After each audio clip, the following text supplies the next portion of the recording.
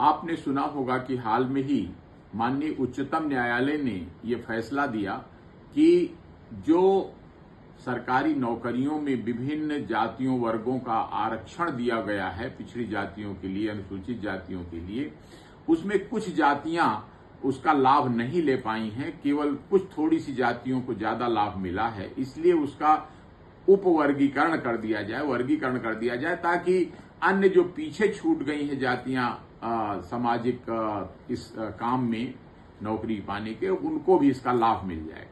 तो ये कहा गया कि राज्य सरकारें, केंद्र सरकारें चाहें तो इसको लागू कर सकती हैं। अब इस बात को लेकर देख रहा हूं और बड़ा अफसोस भी हो रहा है कि जो जिस जाति का, जिस बिरादरी का नेता है, वो उसी तरह से इसका स्वागत या विरोध कर रहा है। जो एक बिरादरी का नेता है और उसकी जाति को इसका लाभ ज्यादा मिल चुका है, तो वो इसका कहता ऐसे ही व्यवस्था बनी रहे तो हमारी ही जाति के ज्यादा लोगों को लाभ मिलता रहे।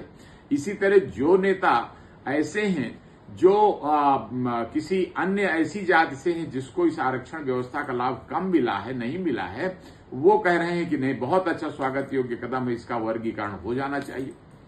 साथियों, इसके बारे में मेरा विचार ये है कि आप सब लोग सहमत होंगे कि देखिए, आरक्षण या नौकरी, ये सब की जरूरत क्या होती है? पैसे के लिए, खर्चे के लिए, आदमी को सम्मानजनक जीवन जीने के लिए। तो हर व्यक्ति को, चाहे वो किसी भी धर्म, जाति, पार्टी, क्षेत्र, भाषा का व्यक्ति हो, सबको जरूरत है कि हाँ, इतना खर्चा रुपए उसे मिल जाए कि जिससे वो परिवार को सम्मानजनक ढंग से खर्चा चला सके और इज्जत से जी सके।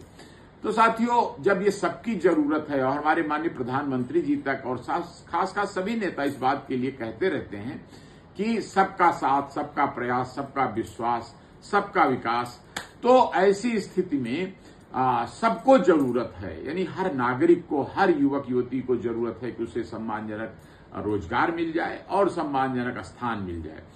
तो आपने देखा होगा कि पशुओं के समाज में, कुत्तों के समाज में होता है कि एक रोटी फेंकी गई, सारे कुत्ते लड़ने लगे कि ये रोटी मैं खा लूं या आधा टुकड़ा मैं खा लूं, मैं ज्यादा खा लूं।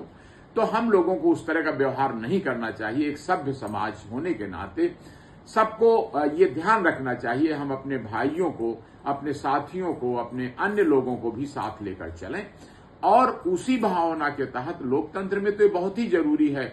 और फिर भारतवर्ष को जब हम लोग, हिंदुस्तान को मजबूत बनाने के सब लोग प्रयास में लगे हुए हैं, तो उसमें विशेष रूप से आवश्यक है कि आपस में इस तरह के भेदभाव, झगड़े करने के बजाय सब लोग मिलकर जोर लगाएं कि जैसे सारी दुनिया में चर्चा हो रही है कि भारत सबसे ज्यादा तेजी के साथ आर्थिक विकास कर रहा है, तो सब लोग मिलकर के ज्यादा से ज्यादा अवसर पैदा करें। देश के अमीर लोग, सम्मानजनक लोग, अधिकारी, पूंजीपति, सब लोग ये अवसर पैदा करें कि हर व्यक्ति को रोजगार मिले, सम्मानजनक नौकरी मिले और सम्मानजनक समाज में स्थान मिले।